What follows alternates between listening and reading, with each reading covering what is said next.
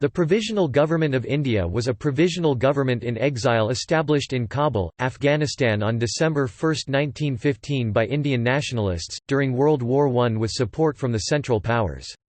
Its purpose was to enroll support from the Afghan Emir as well as Tsarist and later Bolshevik Russia, China, and Japan for the Indian movement.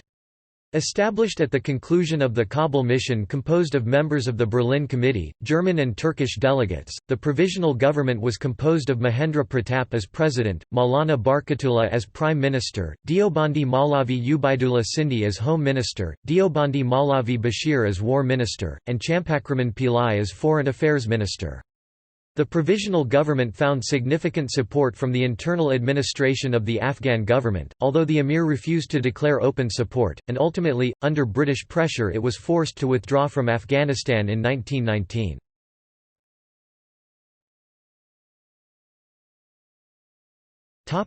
Background. During World War I, Indian nationalists in Germany and United States, as well as the Indian Revolutionary Underground and Pan-Islamists from India attempted to further the Indian cause with German finance and aid. The Berlin Indian Committee, which became the Indian Independence Committee after 1915, sent an Indo-German-Turkish mission to the Indo-Iranian border to encourage the tribes to strike against British interests. The Berlin Committee was also at this time in touch with the Khairi brothers Abdul Jabbar Khairi and Abdul Sattar Khairi, who had at the onset of the war, settled at Constantinople and later in 1917 proposed to the Kaiser a plan to lead tribes in Kashmir and northwest frontier province against British interests. Another group led by the Deobandi Maulana Ubaid Allah Sindhi and Mahmud al-Hassan, principal of the Darul Uloom Deoband, had proceeded to Kabul in October 1915 with plans to initiate a Muslim insurrection in the tribal belt of India.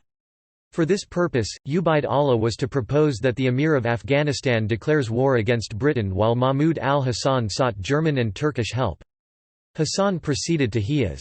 Ubaid Allah, in the meantime, was able to establish friendly relations with Emir. At Kabul, Ubaid Allah, along with some students who had preceded him to make way to Turkey to join the Caliph's jihad against Britain, decided that the pan-Islamic cause was to be best served by focusing on the Indian freedom movement.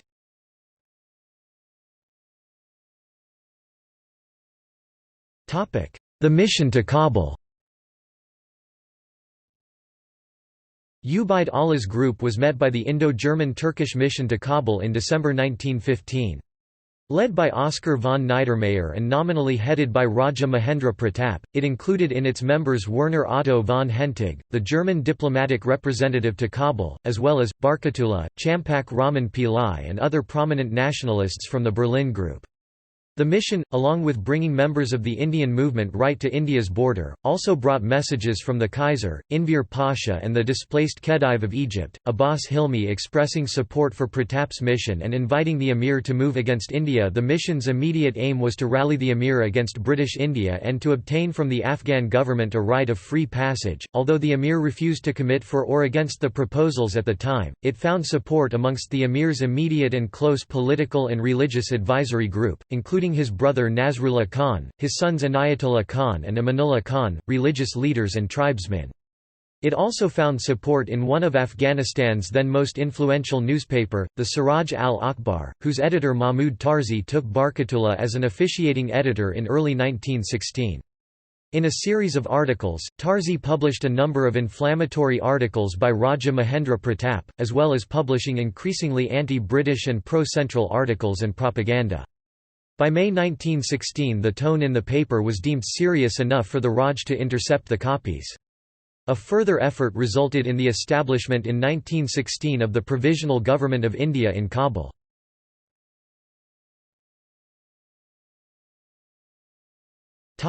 Formation of provisional government. Although hopes of the Emir's support were more or less non-existent, the Provisional Government of India was formed in early 1916 to emphasise the seriousness of intention and purpose.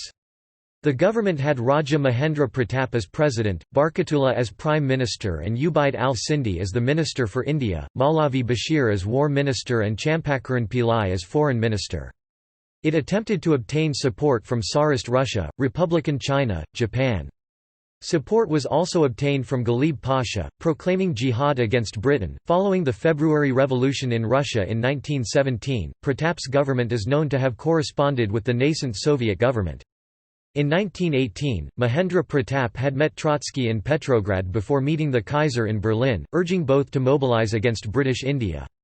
Under pressure from the British, Afghan cooperation was withdrawn and the mission closed down.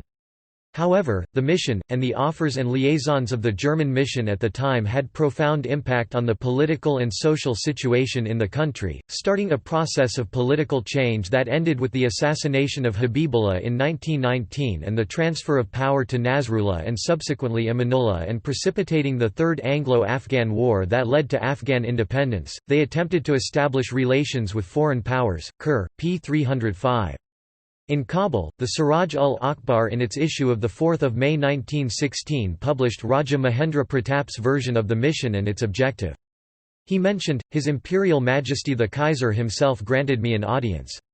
Subsequently, having set right the problem of India and Asia with the Imperial German government, and having received the necessary credentials, I started towards the east. I had interviews with the Khedive of Egypt and with the princes and ministers of Turkey, as well as with the renowned Enver Pasha and His Imperial Majesty the Holy Caliph, Sultan ul-Muazzim. I settled the problem of India and the East with the Imperial Ottoman government, and received the necessary credentials from them as well. German and Turkish officers and Maulvi Barakatullah Sahib went with me to help me, they are still with me. Under pressure from the British, the Afghan government withdrew its help. The mission was closed down.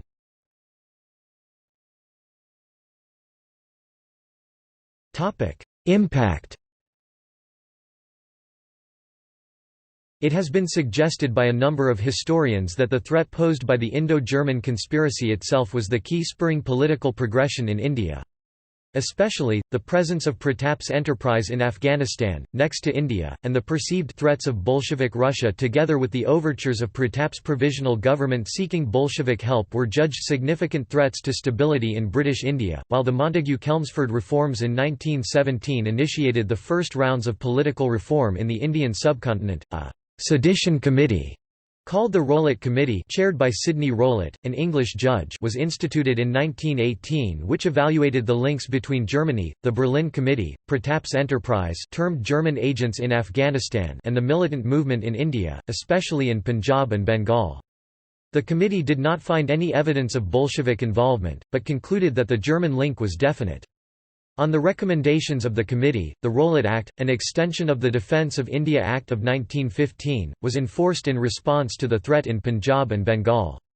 In Afghanistan itself, the mission was the catalyst to a rapid radical and progressive political process and reform movement that has culminated in the assassinations of the Emir Habibullah Khan in 1919 and his succession by Amanullah Khan that subsequently precipitated the Third Afghan War.